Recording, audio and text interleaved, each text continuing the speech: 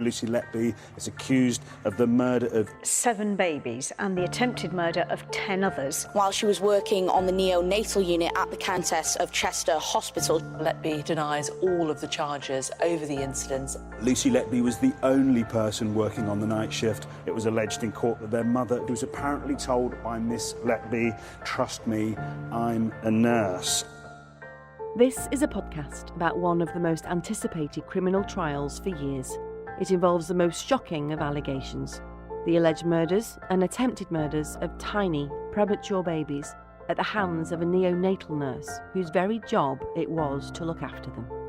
Lucy Letby is on trial at Manchester Crown Court, accused of killing 7 infants and injuring 10 more at the Countess of Chester Hospital in Cheshire. In total, there are 22 charges, all of which she denies. I'm Liz Hull, Northern correspondent for the Mail. I will be in court to report on the case as it develops. And I'm Caroline Cheetham, a broadcast journalist. Every week on this podcast, we'll examine what's happened and bring you the details behind the headlines. This is the trial of Lucy Letby.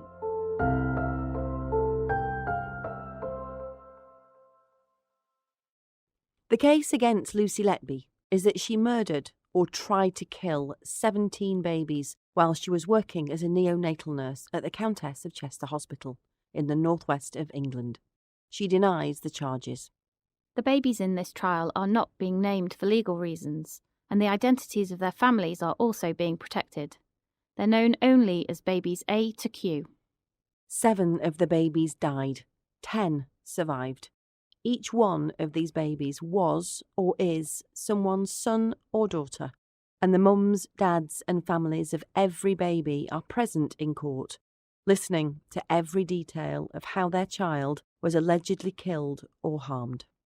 We'll be bringing you that detail as the jury is hearing it from the prosecution and defence. We're getting behind the headlines to explain far more than the news reports you'll be reading, watching and listening to. And the importance of a fair trial is paramount, so we won't be getting into anything in this podcast that the jury have not been told, because they are the 12 people who have to decide the outcome of this case. The jury is hearing about each baby in turn. They've been told 7 babies were allegedly killed or harmed by Lucy Letby between June and September 2015. Today, we'll focus on the 8th baby in this case. Welcome to episode 12, Baby H, Part 1.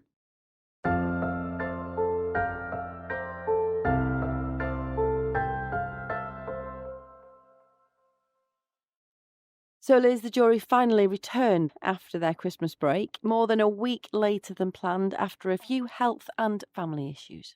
Yes, again, Caroline, we lost several days because a juror fell ill and another suffered a bereavement. But finally the evidence began and the jury started hearing about what allegedly happened to the next baby, Baby H. Now, she's the premature baby girl who Lucy Letby is accused of trying to murder twice on consecutive night shifts in September 2015.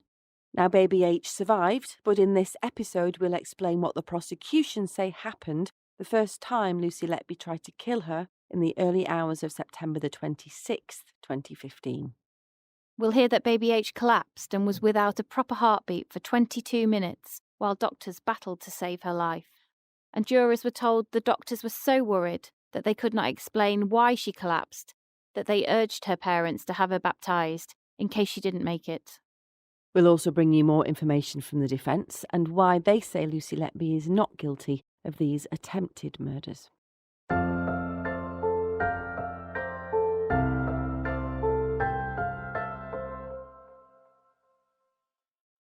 Baby H was a baby girl.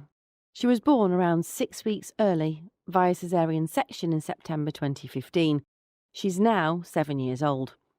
Jurors have been told that her mother had a pretty normal pregnancy, but at around 34 weeks, complications arose because she's a type 1 diabetic. She was struggling to keep the sugar in her blood stable, and when she rang the Countess of Chester Hospital for advice, they told her to come in and she was admitted. And initially the doctors were hopeful that the baby could be monitored and delivered a few weeks later. But after a couple of days they changed their minds and decided it would be better for both mother and baby if she was delivered early.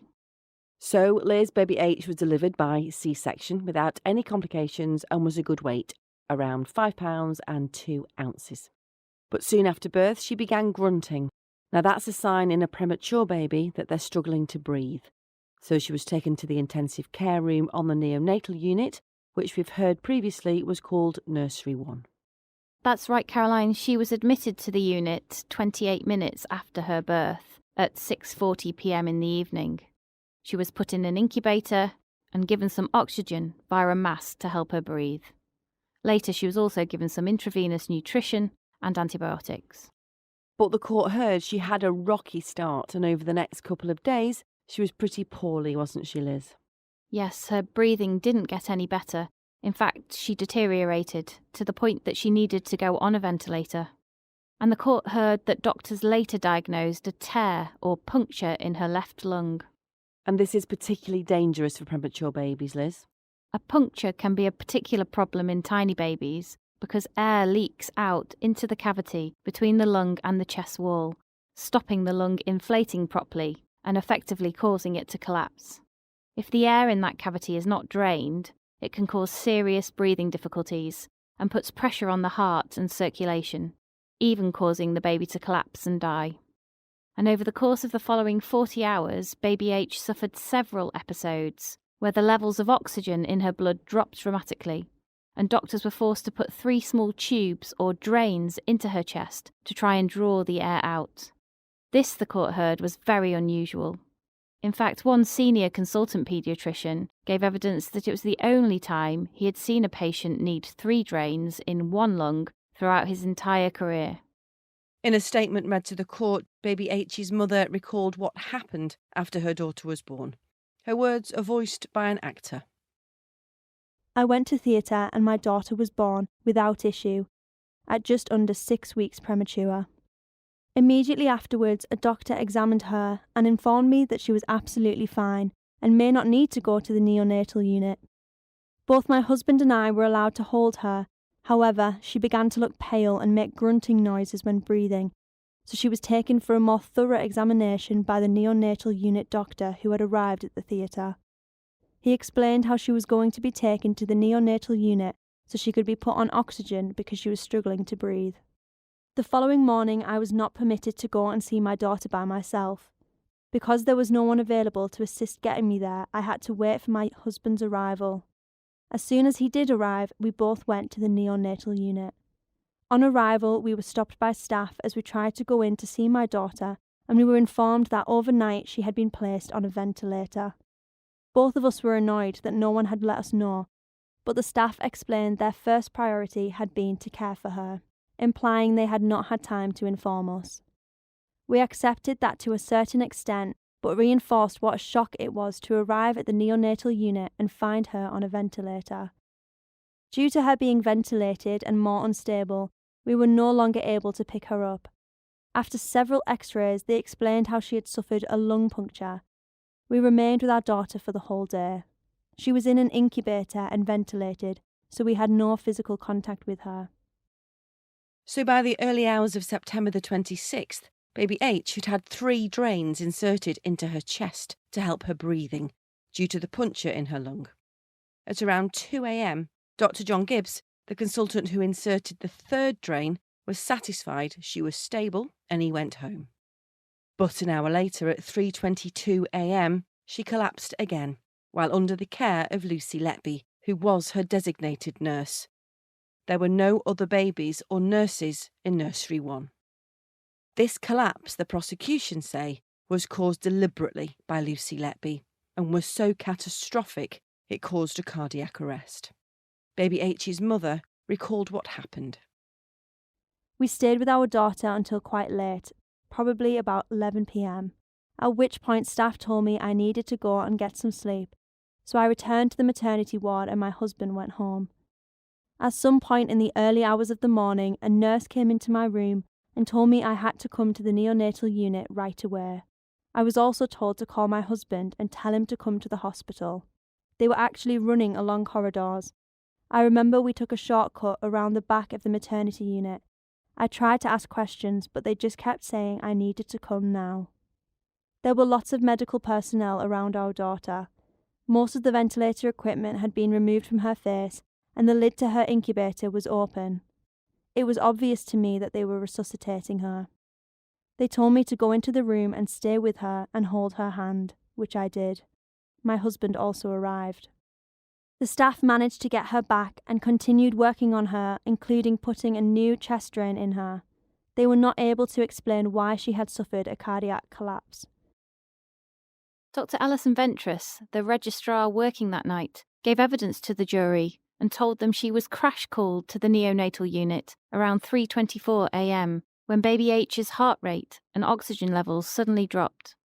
2 minutes later, at 3:26, staff began CPR because her heart rate dropped below 60 beats per minute, the level classed as a cardiac arrest in premature babies. Did this indicate it was a very real emergency? Prosecuting barrister Simon Driver asked Dr. Ventris. Yes, she was having full resuscitation, Dr. Ventris replied. And Dr. Gibbs was also called and asked to come to the hospital urgently. Over the course of 9 minutes, between 3:30 a.m. and 3:39 a.m., baby H was given 3 shots of adrenaline to help stimulate her heart. The resuscitation attempts worked, and 7 minutes later, at 3:46, her heart rate had recovered enough for CPR to stop, and she rapidly began to improve. Now, the jury also heard from baby H's father, who had also been called to come to the hospital urgently. In his statement, he said he remembered Lucy Letby, who was his daughter's designated nurse that night, giving her CPR. His words are voiced by an actor. I had been at the hospital late and was awoken in the early hours to go back. I just remember looking down into the high dependency unit and seeing a lot of commotion going on. I can't remember who the designated nurse was that night, but I definitely remember Lucy Letby being there as she was doing chest massaging. We got into the area and it was explained to us that our daughter had collapsed. She was getting massaged by Lucy Letby and she was a strange colour, very mottled. As our daughter was coming back around, I remember the mottling was running out of her skin towards her fingers. That was when Dr. Gibbs explained that she had pressured air in her lungs, which is why they put chest drains in. He said he couldn't guarantee it wouldn't happen again or that she would make it through the night. We stayed with her overnight and throughout the next day.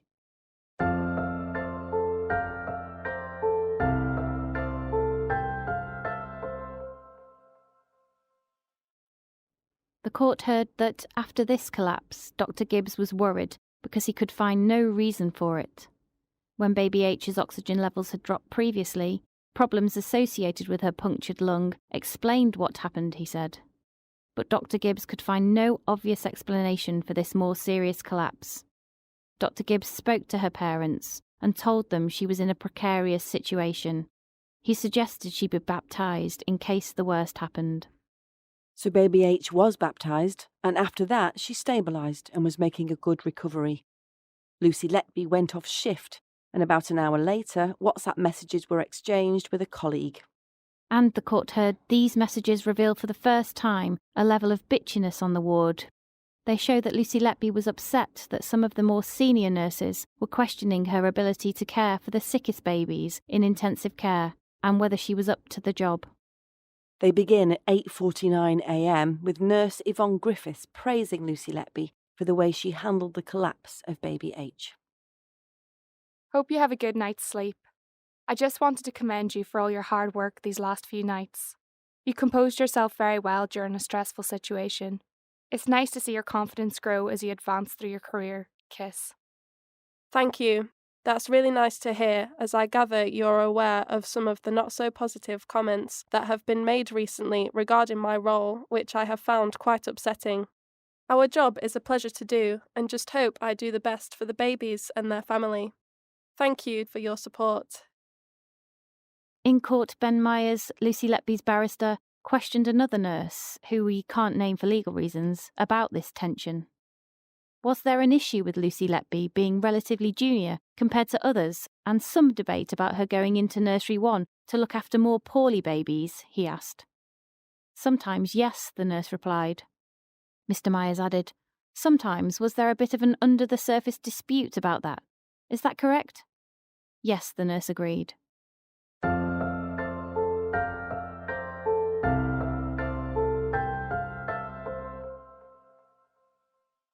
So it's the prosecution case, Liz, that at around 3:22 a.m. on September the 26th, Lucy Letby, while caring for baby H, somehow sabotaged her care and tried to kill her.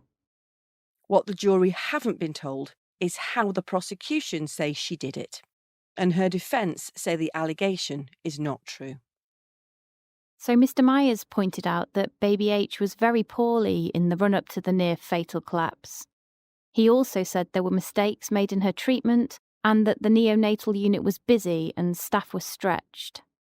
In fact, on the night in question, there were a total of 13 babies on the unit, with just 2 nurses and 2 less qualified nursery nurses caring for all of them. And I think a nurse told the court, Liz, that the staff ratio that night would have been at the limit of the recommended guidelines and left no slack in the system. Yeah, that's right, Caroline. Although Lucy Letby was looking after just baby H in Nursery 1, the court was told other staff members had 12 babies between them. And Mr. Myers also suggested that baby H had received poor care in the run-up to her collapse. Yes, he pointed out that there had been an 8-hour delay in baby H receiving a blood transfusion, which the nurse who was the shift leader that night also admitted could have been because the unit was busy. There was also a short delay in her receiving specialist lung medication, although Dr. Gibbs told the jury that this was because she was being treated for a more serious, life-threatening matter at that time, so such a delay was understandable. Now, Mr. Myers also suggested to another doctor, Dr. Ravi Jariam, who we've previously heard makes regular appearances on television, that the second chest drain he inserted the day before was in the wrong place, and that X-rays showed it had moved around while inside baby H. Mr. Myers suggested the drain could have interfered with baby H's heart and a major nerve, which could have contributed to her collapse. But Dr. Jariam disagreed entirely, and he said the drain only moved because the procedure had worked and helped extract the air, re-inflating baby H's collapsed lung. Baby H had been generally very unwell and had suffered multiple unexpected drops in her oxygen levels, Mr. Myers told the jury. He also suggested to Dr. Ventris that the number of medical procedures she'd undergone in just a few days would have put stress and strain on her little body. And Dr. Ventris agreed it was conceivable that babies under that much medical intervention could suffer quite a significant collapse. But she also later insisted that although premature babies could desaturate or suffer a drop in their oxygen levels for no apparent reason, it was not all that common for them to suffer cardiac arrests, like had happened to baby H. I'm not saying they are impossible, but they're not all that common, Dr. Ventris said. But Dr. Gibbs disagreed. He said it was not tenable to say that stress placed on baby H had caused the collapse because she'd been stable shortly before the alleged attack.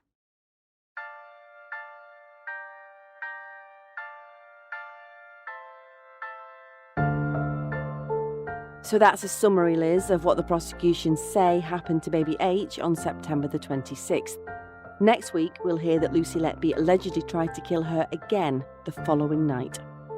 We'll also hear from the prosecution's expert witnesses and more from the defence, who say Lucy Letby is not guilty of all the charges. I'll be in court to listen to the evidence, and you can read my daily reports in the Mail and on Mail Plus. You can also follow us on Twitter at Lucy Letby Trial, or send us an email at thetrialoflucyletby@gmail.com. And we'll both be back next week. See you then.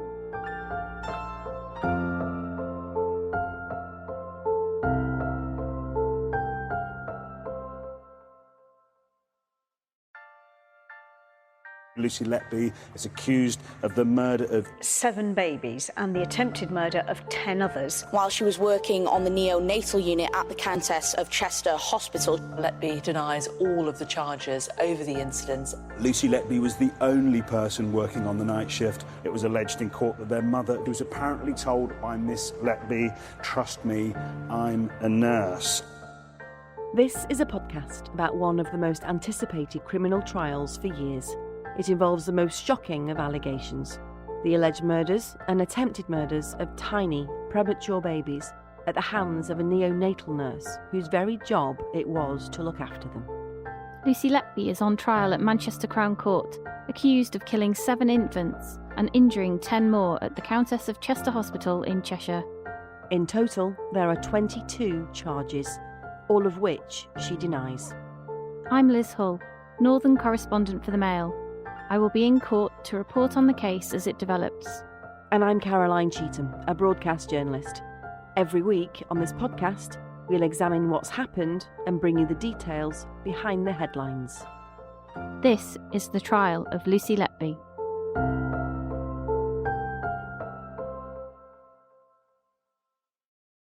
The case against Lucy Letby is that she murdered or tried to kill 17 babies while she was working as a neonatal nurse at the Countess of Chester Hospital in the northwest of England. She denies the charges. The babies in this trial are not being named for legal reasons, and the identities of their families are also being protected. They're known only as babies A to Q. 7 of the babies died. 10 survived. Each one of these babies was or is someone's son or daughter, and the mums, dads and families of every baby are present in court, listening to every detail of how their child was allegedly killed or harmed. We'll be bringing you that detail as the jury is hearing it from the prosecution and defence. We're getting behind the headlines to explain far more than the news reports you'll be reading, watching and listening to. And the importance of a fair trial is paramount, so we won't be getting into anything in this podcast that the jury have not been told, because they are the 12 people who have to decide the outcome of this case. Today we're focusing again on the 8th baby in this case. Welcome to episode 13, Baby H, Part 2.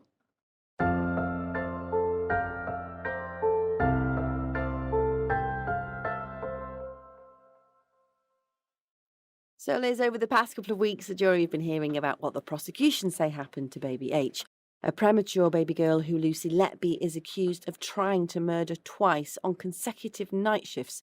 That's right, Caroline. The jury heard that baby H was allegedly attacked by Lucy Letby, causing a cardiac arrest in the early hours of September the 26th. This was when Lucy Letby was her designated nurse and alone with her in the intensive care room on the neonatal unit.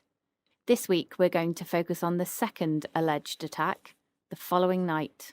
And what the jury have heard is that within 22 hours of that first attack, the prosecution say Lucy Letby attacked baby H again, causing another cardiac arrest. So, Liz, let's walk through what happened in the hours before. So, after being resuscitated in the early hours of September the 26th, the prosecution say baby H was stable for much of that day, but she remained poorly, and she remained on a ventilator to help her breathe in the intensive care room, which we know is called Nursery 1. And when Lucy Letby came back on duty later that day, at around 7:30, she was not baby H's designated nurse. In fact, she was looking after 2 babies in the high dependency room called Nursery 2, which was next door. Another nurse called Shelley Tomlins was responsible for baby H in Nursery 1. And about an hour later, at around 8:30 p.m, baby H suffered a profound drop in her oxygen levels. Her heart rate fell, and the doctors were crash-bleeped to help, which indicated an emergency. Dr. Matthew Neame was the registrar on duty that night, and he gave evidence that he remembered being called to the neonatal unit early on in his shift. He said that when he arrived, Lucy Letby was alone in Nursery 1, giving baby H rescue breaths with an oxygen mask. The mouth tube, which attaches the baby to the ventilator, had been removed, and significantly, he said, he noticed it was blocked with thick secretions. Dr. Neame said he took over baby H's breathing support from Lucy Letby before reinserting a fresh tube, which the court heard appeared to solve the problem. His notes, which were written at 10:10 that night, were shown to the jury, and they described baby H as stable. And we should make clear here, Caroline, that the prosecution do not say this collapse was due to Lucy Letby, and it's accepted that there was a medical cause. But 3 hours later, when baby H collapsed again, it's alleged Lucy Letby was responsible. Liz, what did the jury hear? Dr. Neame told the jury that at 1:04, he was fast bleeped because baby H's oxygen levels had fallen again, and her heart rate dropped to just 40 beats per minute. This time, the court heard there was no blocked tube or obvious medical cause for the drop in baby H's oxygen levels, and she went into cardiac arrest. Dr. Neame said he remembered Lucy Letby was there again because he had a conversation with her. One of the nurses, he couldn't recall which one, was giving baby H rescue breaths, he said. He took over and changed the tube from her mouth to the ventilator, in case it was blocked, like before. But it wasn't, and when baby H failed to improve, CPR was started at 1:07. A minute later, baby H was given a dose of adrenaline, and after around 6 minutes of intense resuscitation, her heartbeat improved and CPR was stopped. In a statement to the jury, her mother described what happened. An actor has voiced up her words. My husband and I had just gone to bed when there was a knock at the door. Staff came into the room and said that we were needed back with our daughter as she was not responding. I was surprised as she had been fine when we had gone to bed. However, we were met with an almost identical scene. There were multiple medical staff working on our daughter inside her incubator. Fortunately, she was not in a collapse as long, and it took less time to stabilise her. Even though Nurse Tomlins was baby H's designated nurse that night, the jury heard that Lucy Letby was very much involved with her care. They were shown baby H's medical notes, which showed Lucy Letby's signature next to Miss Tomlins recording medication given to baby H throughout the night. Lucy Letby also texted a colleague during the shift, saying she was helping Nurse Tomlins with baby H's treatment. The text was sent shortly before 10 p.m. to a senior colleague, a nurse who was her mentor, who we can't name for legal reasons. It said, "I've been helping Shelley, so Lee's still involved, but haven't got the responsibility." And in fact, Miss Tomlins gave evidence to the court via video link from Australia, where she now lives. Yes, she told the jury she couldn't remember the night in question, but she admitted that there may have been occasions when she asked another nurse to cover or keep an eye on baby H while she nipped away to go to the toilet or to draw up some medication or to go on a break. So Liz, after this cardiac arrest, which was the second in less than 24 hours, doctors were really worried, and they started speaking to doctors at Arrowe Park Hospital on the Wirral. Now that's around 30 miles away from Chester. Yes, Arrowe Park is a more specialist or tertiary centre, which is capable of looking after very premature and poorly babies. So the decision was taken to transfer baby H there. She was taken by ambulance at around 5:25 a.m. that morning. Now Lucy Letby finished her shift at around 10:30 that morning, and as we've heard before, she began messaging her colleagues about the dramatic events of the night before. They start with Lucy Letby messaging Dr. Alison Ventris over Facebook at around 11:10 in the morning. Now she was the doctor who'd been on duty during baby H's first cardiac arrest. The messages are read by actors. Child H had resus again, but not as bad as with us. Went to Arrowe. Oh crap, do they know why she did it this time? I'm glad she's been transferred. How are you? Really rough set of nights for you. Kiss, kiss, kiss. No, did exactly what she did for us. DSAT, then didn't pick up and dropped heart rate. Looked fine again after though, but made decision to transfer, which I think was sensible. Kiss. Try to think of all the babies you've saved and have gone home happily with their parents. You're a fab nurse. Hope you manage some sleep. Kiss, kiss, kiss. Thanks, Sally. Kiss, kiss. At the same time, Lucy Letby also messages her friend and mentor over WhatsApp. Baby H had resus again, but not as bad as with us. Went to Arrowe. Oh, blimey, she doesn't like nights. Were you involved? Feel okay? What time did that happen? Wish I'd been there with you. Kiss, kiss. Just before 1 a.m, I think. Had DSAT, then went off and had 7 min resus. Not sure why, so gone to Arrowe, but looked fine again after. You okay? There's something odd with that child. Hopefully she'll sort herself out. None of us had breaks, what with baby H, transfer, and then this. It's all just so rubbish lately, isn't it? Yeah, I feel like hiding. I think everyone is pretty burnt out, and unit's been awful.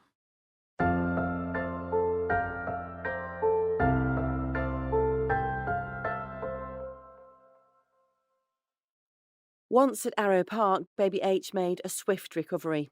After just a couple of days, doctors managed to stabilise her, take out the chest drains and wean her off the ventilator. Within 3 days, she was well enough to return to the Countess of Chester Hospital. Her parents both said their daughter seemed like a different baby, and came on in leaps and bounds at Arrowe Park. Her mother's words have been voiced by an actor. We arrived at Arrowe Park on the Sunday. They examined her, and the first thing they did was remove the ventilator and reattach it to their satisfaction. Arrowe Park did numerous tests to try and establish what had caused the collapse, and also gave her a brain scan, which fortunately showed she had suffered no long-term damage. It was clear to us our daughter improved dramatically almost as soon as she arrived at Arrowe Park. There were no further collapses. Whilst at Chester, her monitor regularly set off alarms. This didn't happen at Arrowe Park. Within 24 hours, our daughter was off the ventilator and back on the CPAP machine. This was also only for 24 hours, by which time she had recovered to such an extent that she was sent back to Chester. She was like a completely different baby once at Arrowe Park. She was only at Arrowe Park for 2 days and made a dramatic improvement and was transferred back to the Countess of Chester Hospital. After a period of 18 days, our daughter was discharged from hospital on 9th of October 2015. She had several more scans and tests, but has been absolutely fine and healthy ever since. There have been no long-term health issues or complications whatsoever. The prosecution accepts that baby H was unwell after birth, and she had some significant problems. So each time she desaturated, that's when the oxygen in her blood dropped dangerously low, they say there was a medical cause. But during the early hours of September the 26th and 27th, when her heart stopped and she required full CPR, it was because Lucy Letby allegedly sabotaged her care. The prosecution say she was on duty, involved in her treatment, and tried to kill her.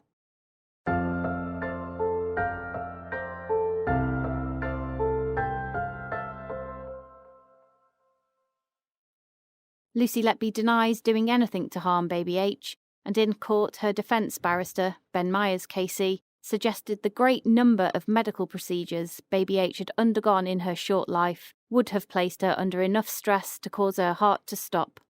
But the prosecution's expert witnesses, Dr. Dowie Evans and Dr. Sandy Bowen, who we've heard from before, both disagreed.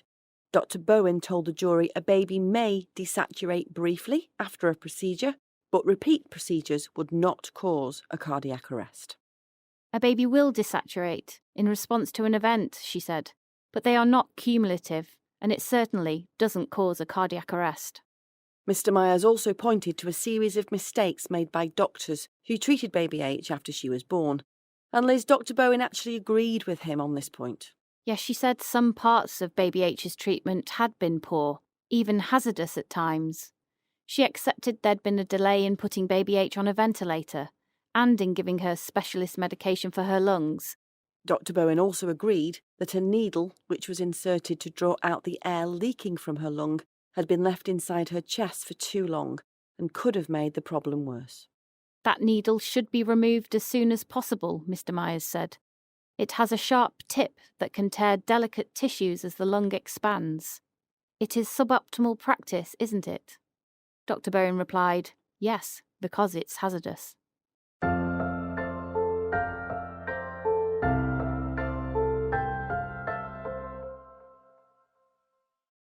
So that's the prosecution case relating to baby H. This week we're delighted to say we've been joined by criminologist Professor David Wilson, who's sometimes described as the real-life cracker.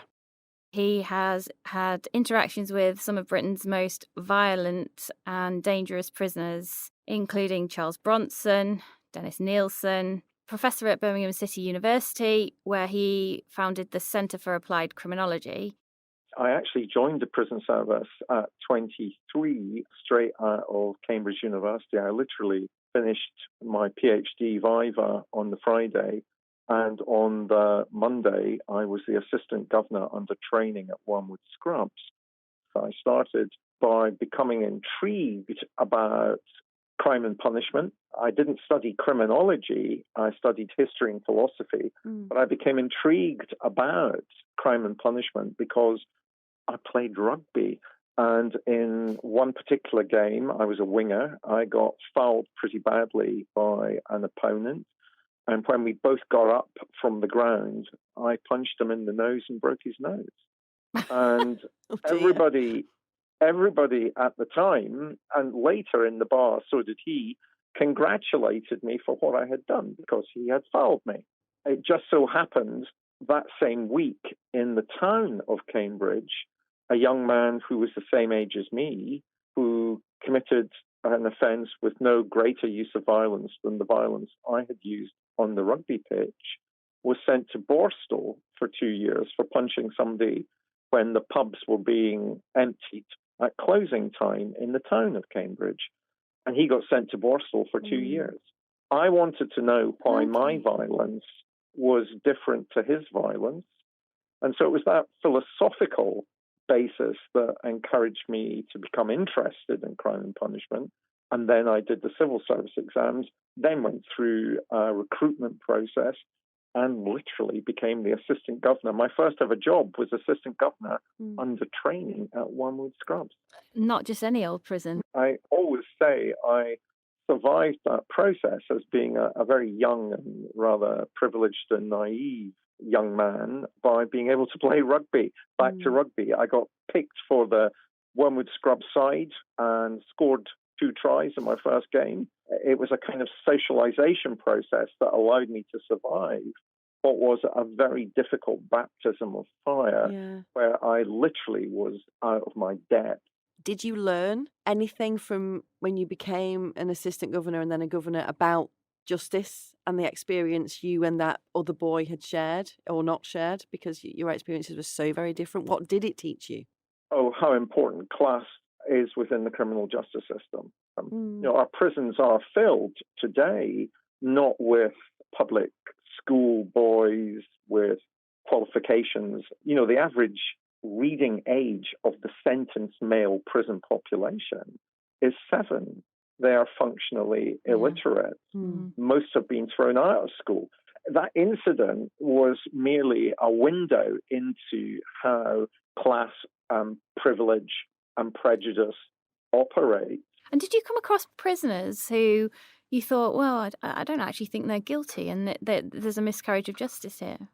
Oh, yeah. I mean, it was a phenomenon that there were a number of people that one encountered whilst I was a prison governor that I thought, my gosh, I don't understand why that person's in here at all. And the most extreme example of that was Stefan Kiszko, who I encountered at HMP Grendon, where I was a prison governor. And I'm a big supporter of HMP Grendon. I'm still chair of the Friends of Grendon, the charity that supports the therapeutic work at that prison. And when I first met Stefan Kiszko, it was obvious that he couldn't have committed the crime that he'd been convicted of. And thankfully, I can say that Stefan Kiszko was eventually exonerated for that crime. But he was just the most extreme example. Because Stefan Kiszko died quite quickly, didn't he? It's one of the tragedies. He managed to get out, was given an appropriate amount of money as compensation, but sadly died very soon after his release. And it's one of the real sadnesses about that story that he never really had a life. And what little life he had, he spent in, initially, because of what he had been convicted of, maximum security prisons before he was slightly rescued and sent to HMP Grendon, where I encountered him in the hospital unit, which is where we kept him. Almost, it seems strange to talk about humanitarian gestures within prison, but it was a way of trying to protect him from other prisoners. The jury has started hearing evidence about the death of the 9th alleged victim in this case, baby I, a baby girl born at just 27 weeks. Lucy Letby allegedly tried to kill her 3 times before succeeding on the 4th attempt, something she denies. I'll be in court to listen to the evidence, and you can read my daily reports in the Mail and on Mail Plus. You can also follow us on Twitter at Lucy Letby Trial, or send us an email at thetrialoflucyletby@gmail.com. And we'll both be back next week. See you then.